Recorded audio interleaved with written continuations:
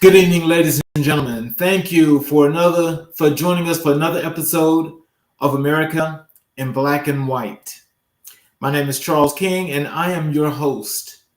Tonight, we're going to be speaking of some issues and some things that are taking place that I would really like to inform you, our audience, about as to what's happening in the world today. Today, we're going to talk about politics. We're going to talk about economics, and we're also going to talk about justice. Please sit back, enjoy yourself, and let's hop right into it as we are about to move into some real times. First of all, I want to say for those that are actually looking onto our YouTube channel, I would like to ask if you would, is to please subscribe and hit the notification button because every time we go live or there is a live, and in case you're not here to see it, you can always hit the notification button where you'll be notified as to every time we post an episode that you will be notified that it's there. And also, while you're there, you'll get a chance to watch all the other episodes that have been done prior to this one, and you can watch them at any time you so desire. So, as we talk about politics, the first thing that I want to say is for those that are here in Georgia, right now early voting is taking place for the Democratic primary. So for those that don't want to wait till the day of the actual event, I would suggest that you please go and vote early and make sure you get that vote counted. So as we talk about politics, right now the political arena, is going through an enormous amount of things. I'm not going to sugarcoat things and try to play, the partisan side of we're in unique times. Hearing people say we're in unique times, that's just a cop out. This is a way that mainstream media is keeping itself away from actually saying what needs to be said. And what that is that we're at a time right now that we're all trying to save this democracy. We need to save this democracy, don't care who you are. We need to save this democracy because I think if any of us is going to have a chance to stand, move forward, and do all the things that we need to get done, or for those that want to have opportunities to grow and expand, especially from a small business perspective, we need this democracy to be what it is. Anything that's outside of that, it is just not going to work. And so what that means is for those people that like to look at and say that it's okay for the occupier of the White House from 2016 that just held the seat after President Obama. People are just calling this a unique situation for the occupier.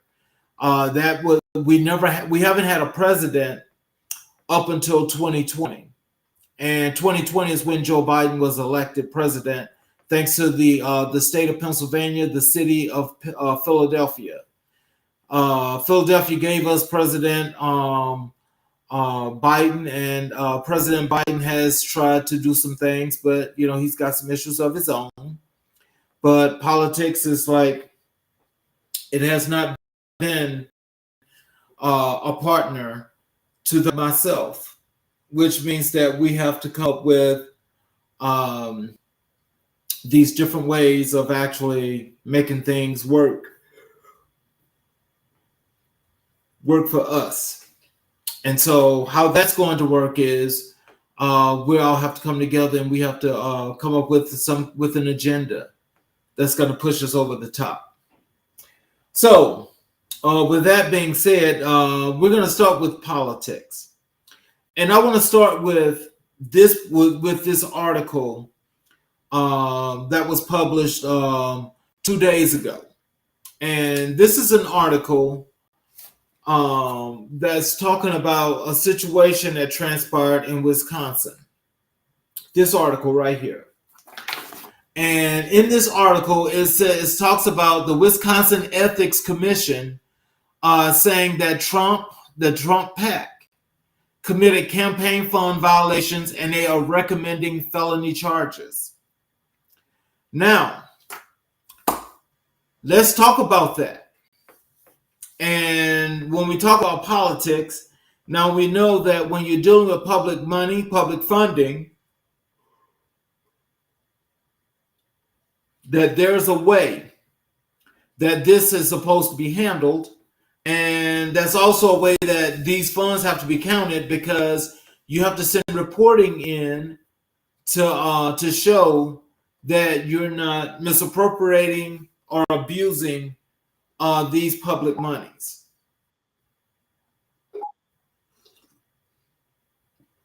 What they have done, if they took money that was funded to the Wisconsin GOP, Republican Party, whatever you want to call it, conservative movement, whatever you want to call it, the racist party, all of the racists, okay, where everybody else has to follow the rules. Apparently, it seems like they don't have to.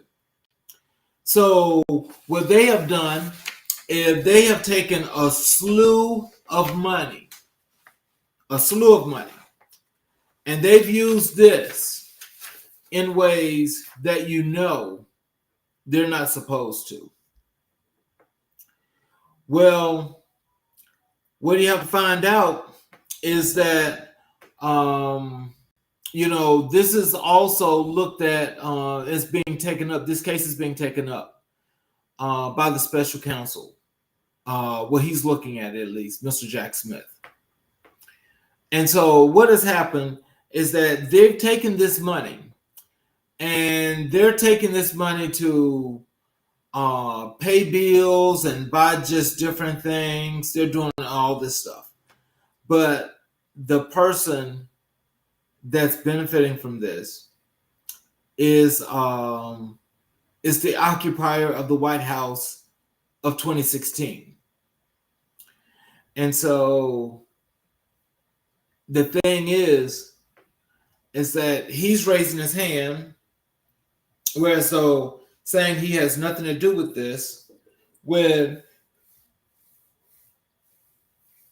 he's the benefactor of everything that has transpired. So if he's the benefactor of all these of these illegal misappropriations, he should be held accountable. Now, it's true that in each of these states and cities, there are people that are over the main functions of both parties. And so they're supposedly being held to this standard. So the standard that they're supposed to be held to is what they're not adhering to. And so my thing is that, I think they should more than be punished. That's number one. But my thing is, those people that are actually supporting this foolishness, this thievery, and everything that's illegal, I think everybody that's a part of it, that they all should be arrested. They all should be in jail. Because if it was me that was running for some political office, and even if I didn't know anything about it, they would include me. They would include me as an accessory. which is just as bad for the person as the person that actually committed the crime. So it should be the same here.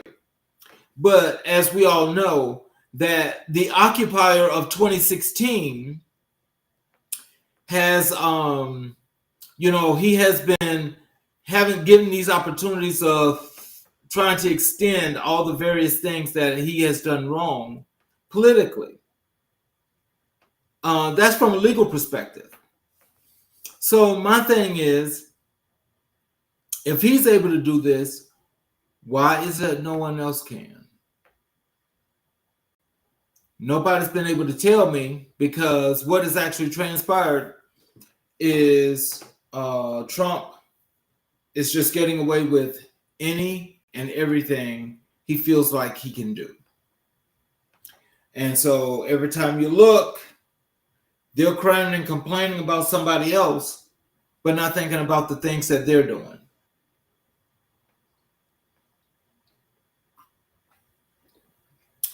Another article that has come out, this one actually just came out today.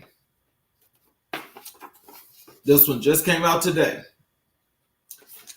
This article is speaking of the Supreme Court's delaying of the immunity trial.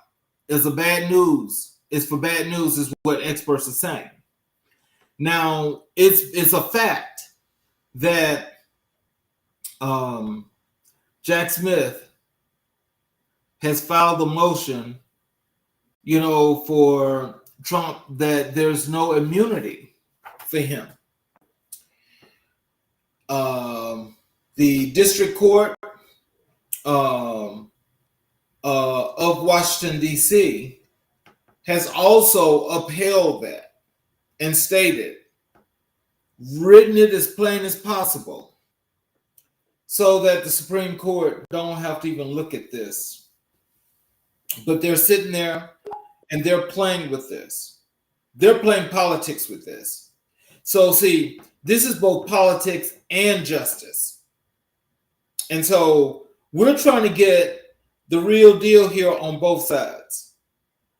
But what's not happening is we're not actually being given, we the taxpayers, the citizens of this country, are not being given the things that we need to ensure that this is being looked at the way it's supposed to. Now, we can all look at the Supreme Court and we all know that they're partisan. We all know that the Supreme Court is truly on the side of illegalities, because the Supreme Court itself is not ethical.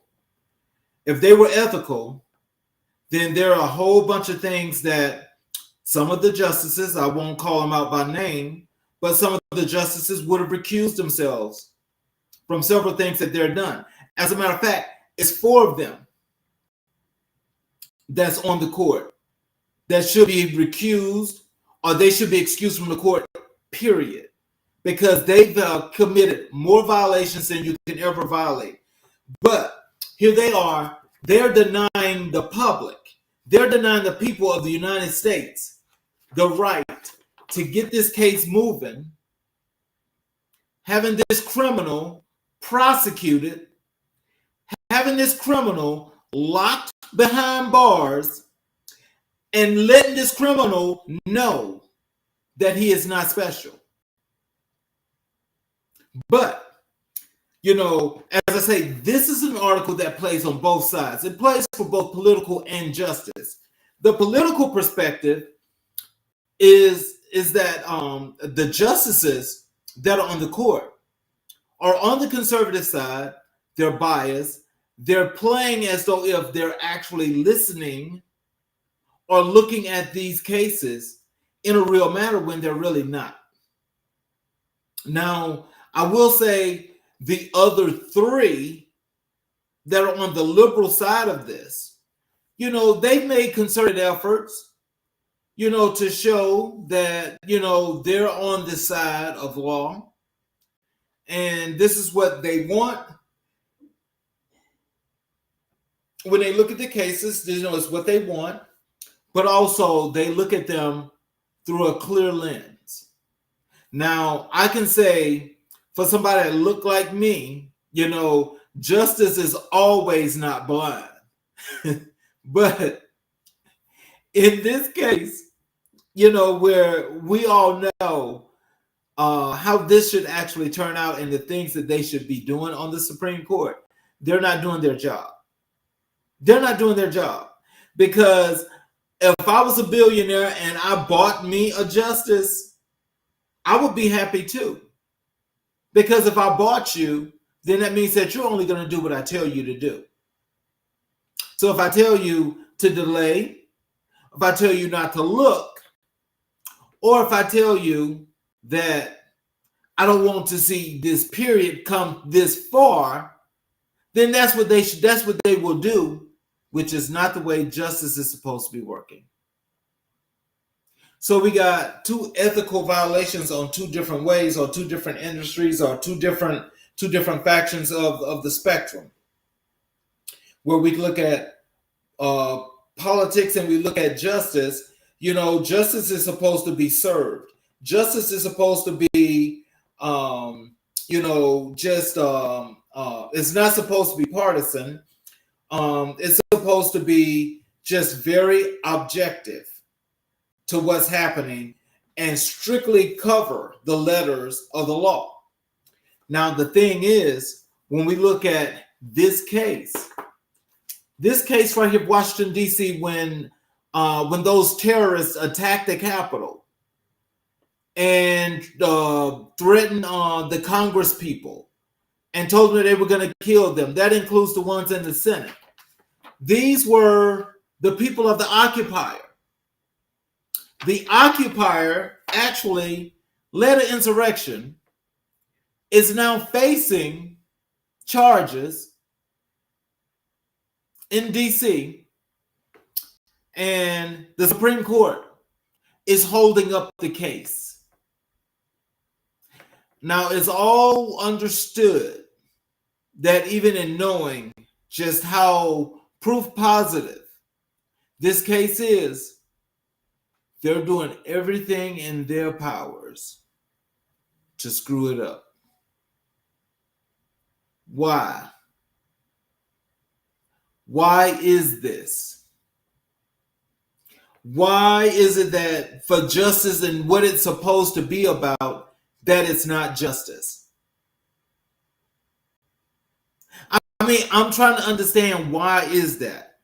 Because it's a known fact that anybody that looks other than that has the complexion of this occupier that was in the White House, and of course, the secrets that were stolen and everything, and we still got people to this day, over 80 million people, 70 million people voted for this. That's a problem.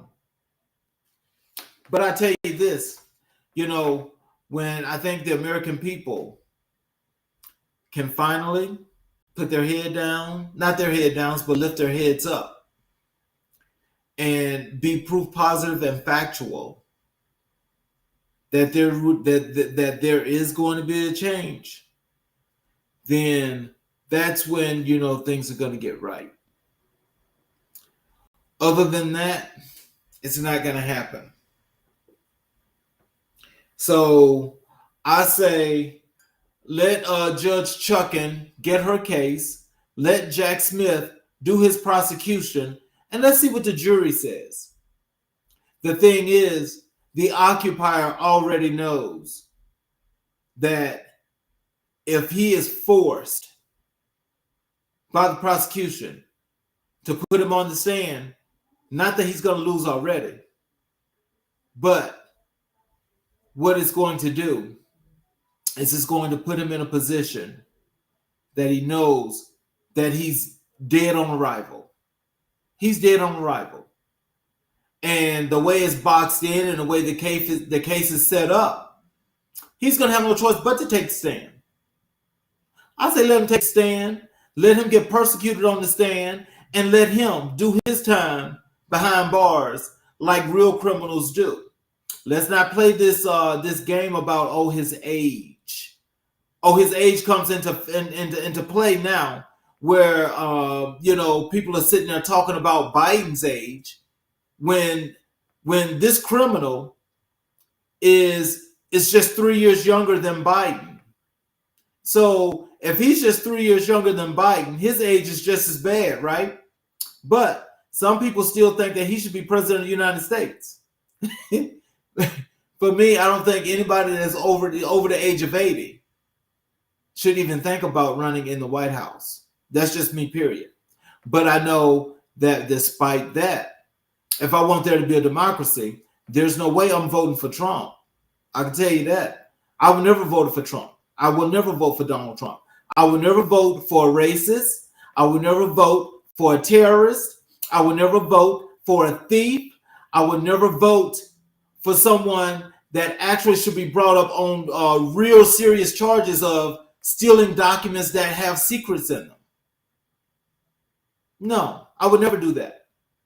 But you got some people that actually follow that kind of stuff. And so they're excited about that because they say they're taking their country back. I know that means when they're taking their country back, that means that people that look like me, I'm not supposed to be an American, but I'm born in America just like them. So it's my country too. So they can forget that. Another political situation that is just as horrible, and all of this is coming up towards this election. So I just want people to actually be mindful of these things. Is I've got two actual articles that are just like the one I just read that's about politics and justice. These are articles that just came out a couple of days ago that are talking about the state of Alabama and the embryos being children. Now, I mean, as crazy as that sounds, they said embryos are children in Alabama. The Alabama Supreme Court made a ruling on this and said that, in fact, frozen embryos are children, and if anything happens to those children, then you are going to be criminally prosecuted. Now, I want you to know just one backlash before I get into this, is that now what this means is UAB had to hold up its embryo program that it was doing, where it was doing this scientific research, where they're no longer actually performing those things because those embryos, with them being children, they can't do the research that they need to do. So that means that if they continue with that research, they can be sued by those people that those embryos belong to.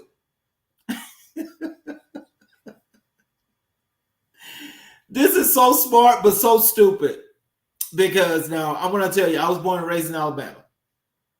And I know Alabama has more than its share of flaws. But when it comes to repression, it's never gotten over the fact that the South lost the Civil War.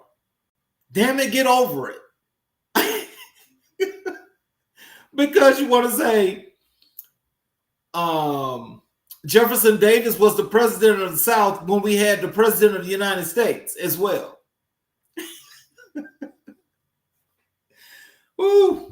I tell you, Jefferson Davis and the South is just way too much. It's funny to me because that is definitely not something that I really care about. I know what transpired at that time when they were talking all this foolishness in these crazy history books of all these different states.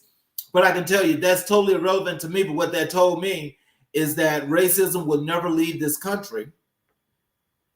And it tells me, don't matter if you're in the South, the North, the East, or the West, or even that wonderful Midwest, that the Confederate controls a lot of these people. And it controls a lot of things that they do.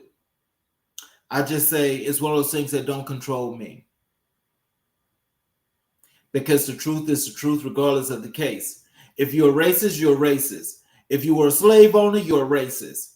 If you think getting free labor for all that time that's built up everything that's around this country right now was the right thing to do, and you think you should still have that, you're racist. And you're racist because you want to sit there, you want to point the finger at other folk, and you want to call them repressionists. You want to call them racist, and you want to say that they want something for free when all the time it's these large corporations throughout this entire country that wants the labor for free. They're the ones who want the labor for free, and they're using each and every last one of you that's working in those corporations to be gatekeepers. And as a gatekeeper, they put you there to make sure that you keep either certain folk in line or you keep them from coming across the line to make an approach to tell you about yourself. Now, back to this story here about these embryos. I really think that because the occupier put those folk there at the Supreme Court to overturn Roe v. Wade, it opened a door that had everything behind it that was not going to be something that they should even think about doing. It opened the door that everything that came from behind that door was to tell you to close that door, and you are to never open this door. You should never have opened this door. It's Pandora's box. And so what that means is the insurrectionists, the terrorists, the racists, the Nazis, all those folks that are up there that's representing all of this nastiness that's in both the Senate and the Congress of the U.S., as well as these states, the state Senate and representatives. All these states are doing the same thing. So basically, you can tie them all in together, and when it comes to only at the time that that these folks in the southern region of the country feel like they always screaming states' rights, but they only scream states' rights when it's beneficial to them. When it's not beneficial to them, then it's like, oh, well, the government should do this. Nobody is playing leapfrog. Nobody is playing, oh, let me roll over and let me kiss you when I feel like it. Nobody's doing that. Nobody's doing that. You see, these people need to be held accountable. And accountability is the one thing that a lot of us as citizens are not doing, because a lot of these folks that are representing these communities on the national level, they're all paid for. They're all paid for. I don't care if you're a Democrat or you're a Republican. You are paid for. It's time to put some nonpartisan people in all these positions that are that's a little bit younger to get all of this old bought folk up out of politics. Get them out. But the reason why that's not going to happen is because when you start waving that money means everything. And so that means that even some of your newer folk that are going there are being bought. I mean, it's time for a real serious vetting process. And if there's not a vetting process, then this cycle is going to continue for the longest. But again, I just want to reemphasize how the state of Alabama looks so stupid in calling embryos children. Frozen embryos are children. Who in the hell believes something like that? I mean, where did that even come from? That's a whole bunch of nonsense.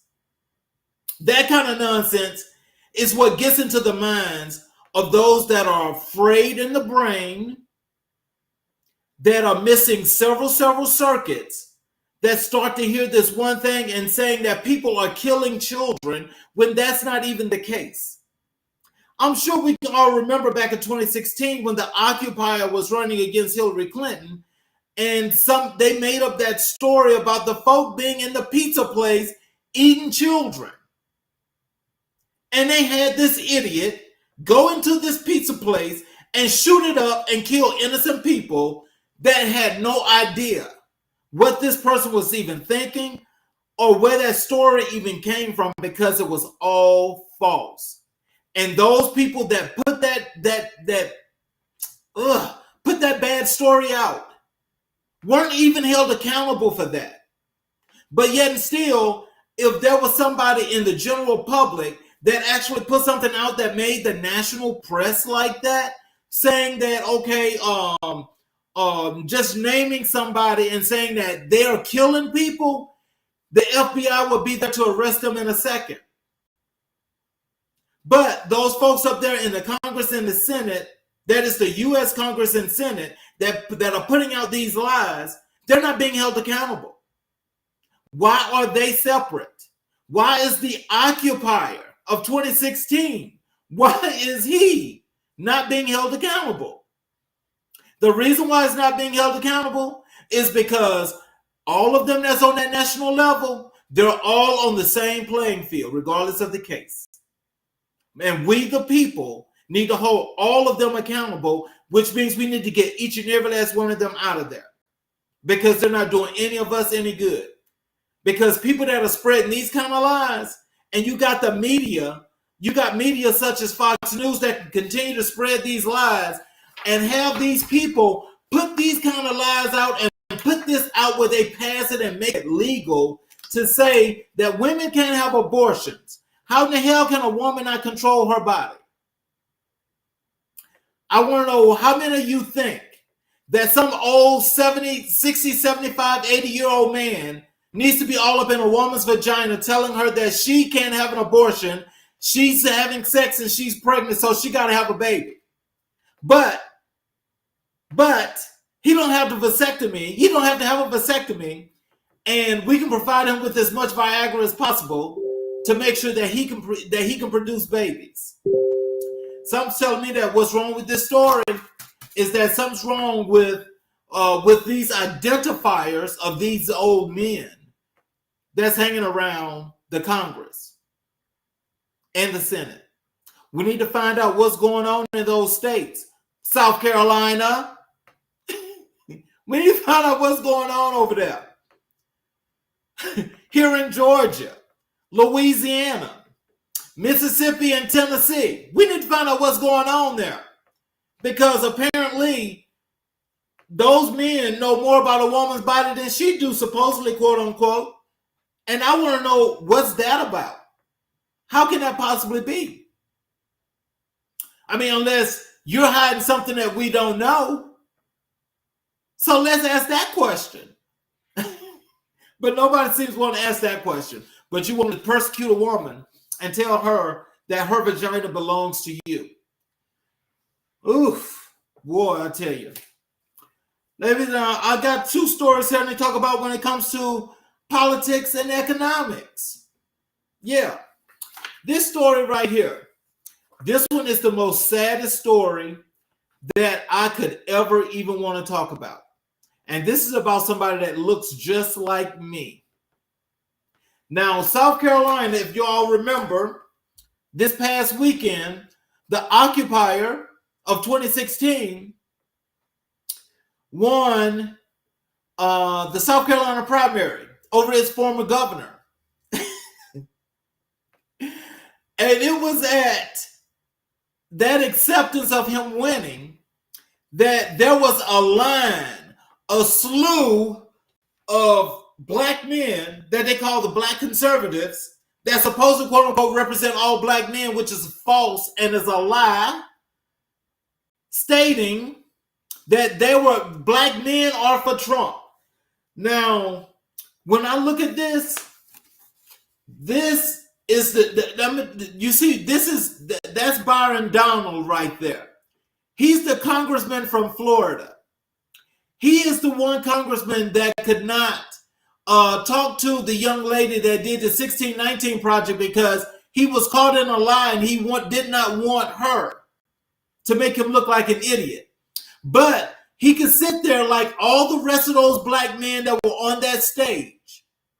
They were all on the stage in South Carolina this past weekend when Donald Trump said that black people are for Donald Trump and will buy his because we love tennis shoes and because he was being treated like a black person, and that's why we love him. And we were walking around with his picture showing that we're supporting him. That's a lie. But none of them, not one of them confronted him and disengaged themselves from that whole entire plot. No, they did not. The reason why is because when you wave that money make you do things that you never want to do. Each and every last one of them are gatekeepers. And they're gatekeepers to continue to oppress and repress the African American community. But each and every last one of those men, we should all make sure that there's going to be a time where I promise you before we get to the November election, each and every last one of them that was on that stage, I am going to put their names out one by one with a picture. So you can see, for those of you that live in those cities and states that they represent, what they are about. And then you make that decision. If you still want to support something like that, then that means that you want to sink deeper and deeper beneath the surface and never come out and grow. Because their jobs as gatekeepers is to keep you down and is to keep you back. When I read this article right here, this article really, it upset me and it made me feel bad because I can't understand from a political perspective, how could you say that you're for Donald Trump, who you know is a racist, knowing he's a racist, knowing that when it comes down to it, just like anybody else, will throw you under the bus. You have loyalty to him, but he don't have it to you. Is he your slave owner and we don't know about it? Or is it something else? Because I don't know no man that looks like me that would ever sink that low to kiss somebody's butt like that. That is just the nastiest of butt kissing. And it's also the worst thing of all. And if any of them supposedly, quote unquote, that have wives, which I'm not sure if they do, I don't understand what that situation could be like. But if they have wives, what does the wife think? Does she think it's okay for him to go out there and just be a subservient, sadistic, I mean, there's nothing manly about it. I don't even know how to even explain that because there's nothing manly about that. But they find it kind to go out there and to kiss this man's butt. I mean, kiss it royally and loyally. And he don't care about them. But Byron Donald, just to go a little bit more onto him, is that he was hoping. So for those of you that don't remember, he was hoping that he was going to win for House Speaker when Kevin McConnell was running. And when that happened, and he did not win, he still sat there and looked like a fool, but it made him kiss butt that much more. So for those of you that want to remember, I'll tell you this, Hakeem Jeffries on the other side got more votes than him.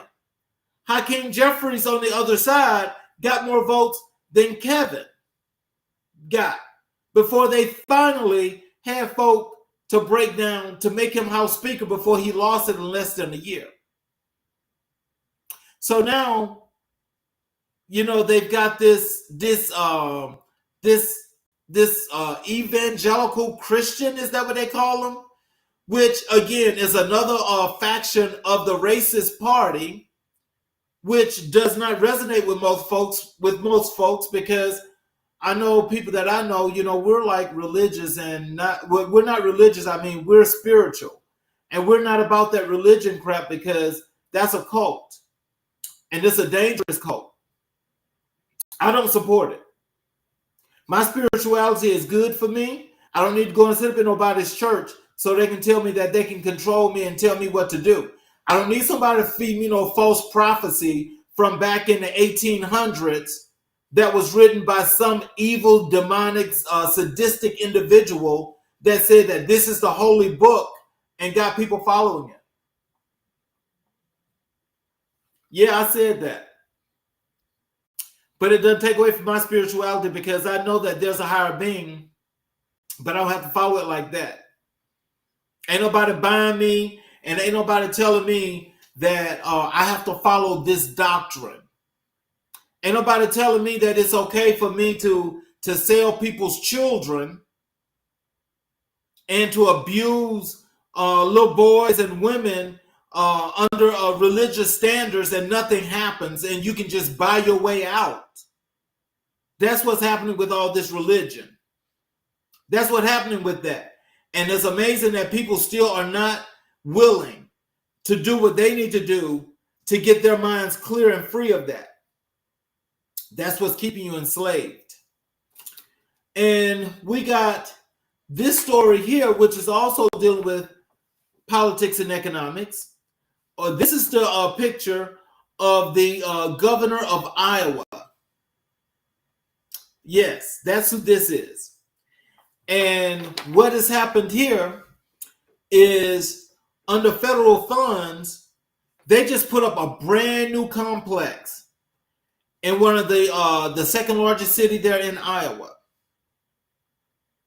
They put up this sports complex that's got state-of-the-art football fields, baseball fields. It's got the where you go and you practice hitting. It's got a swimming pool. It's got several tennis courts. But there are urban communities in certain cities, especially these major metropolitan cities, that need complexes like that, don't get them. The ones that have those are paid facilities where they only cater to particular people. Now, think about this as our tax dollars go and fund those kind of things, where in some of our communities where we need these kind of complexes and community centers, we don't get them. They say that the way it's actually put out is that either the side of town you live on or the city can't put such a complex in urban areas, but they can in areas where they feel is much better suited for that because they have the money. They have the money.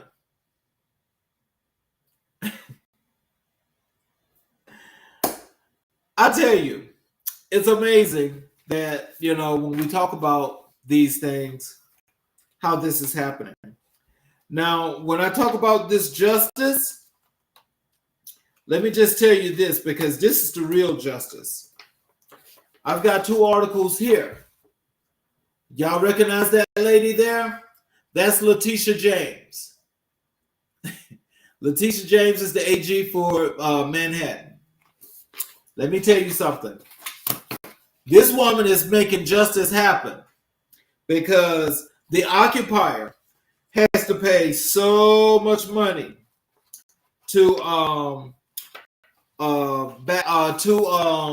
state of New York for fraud until it's not funny.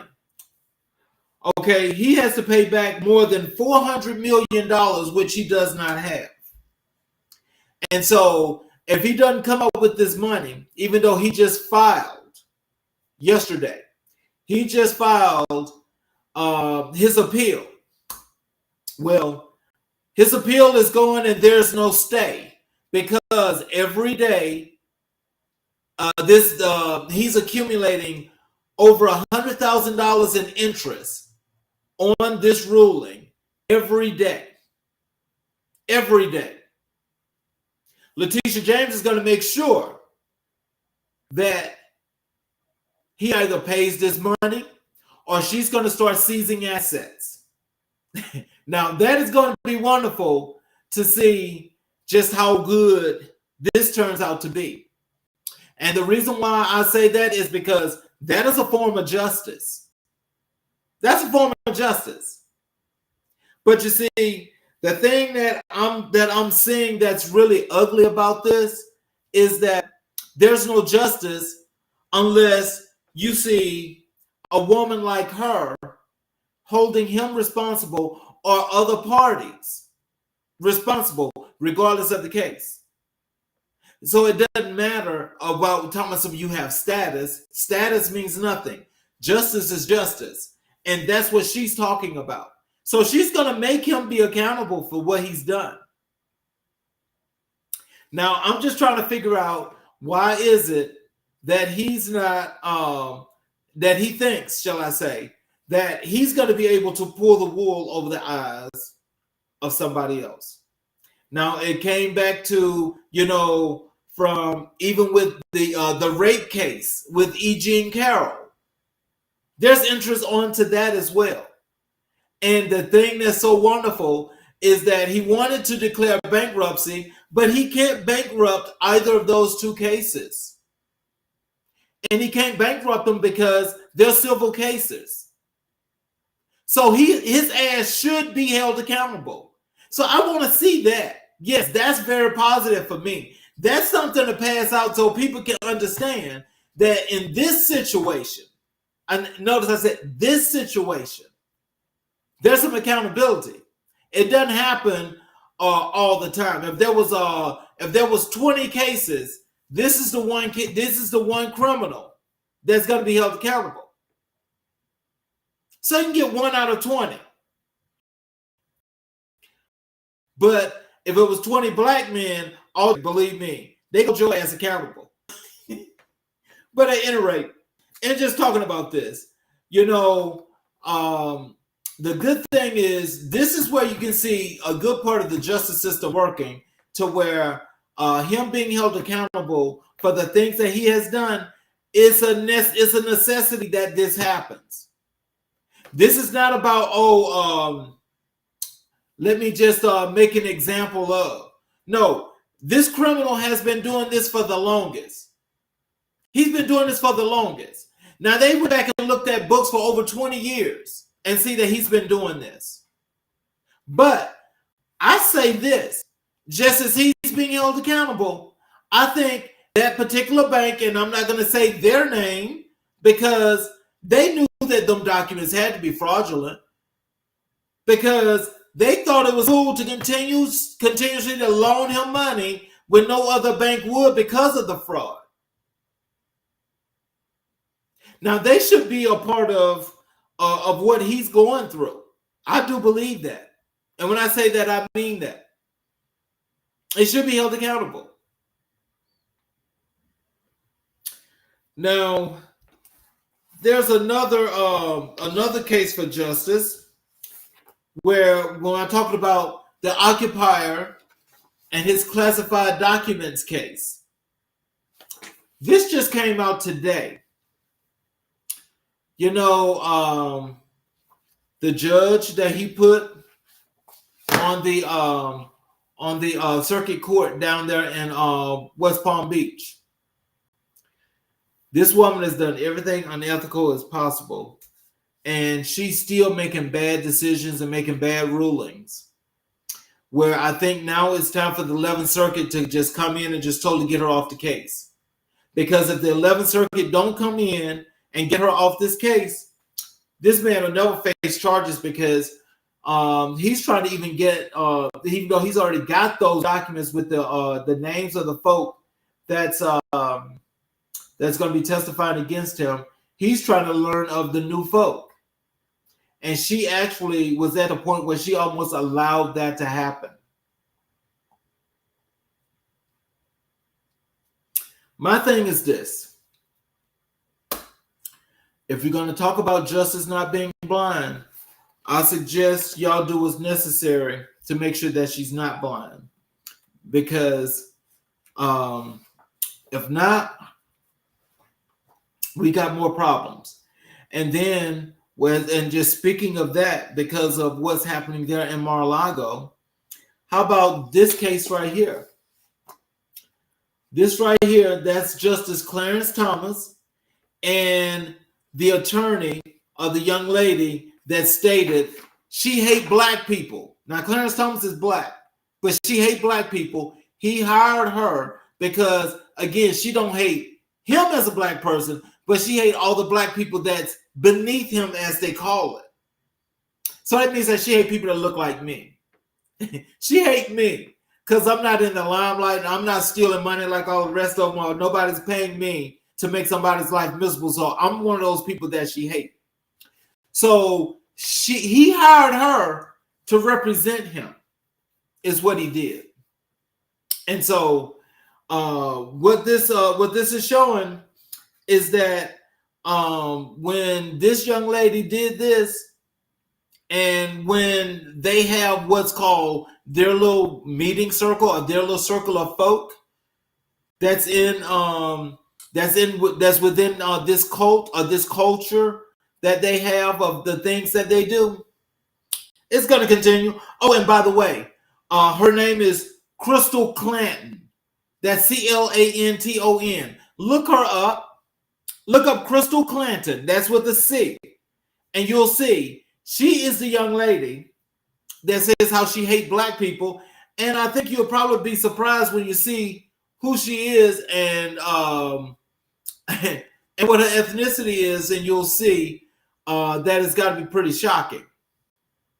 Because nobody in their right mind could actually sit there and say that, and could be a party to something like that.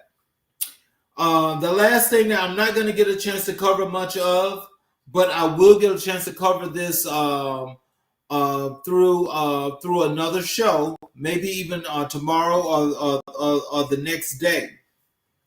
But I'm suggesting, and I want you guys to go and download The Economic State of Black America, What Is and What Could Be. And what you're going to find about that is that, there is, the full report is 152 pages. The executive summary is 32 pages.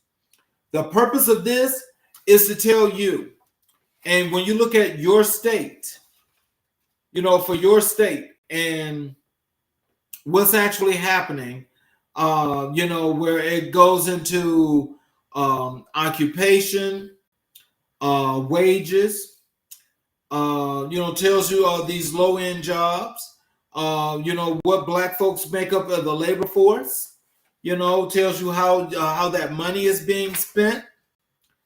And it just goes through, when it talks about representation gap and within the occupation wage gap. That is, when you talk about managers, public and private executives. So these are where black people represent black folks in these industries. Physicians, software developers, wholesale and manufacturing sales representatives. It goes all the way down where it breaks out, how many black folks are in these different areas. But then within the occupation wage, that is making more than just a livable wage and able to do things that are a whole lot better for what everybody should be doing, or how you can help your community. It talks about black-owned businesses. That's from small and large. It gives us the sectors in which black folks are in.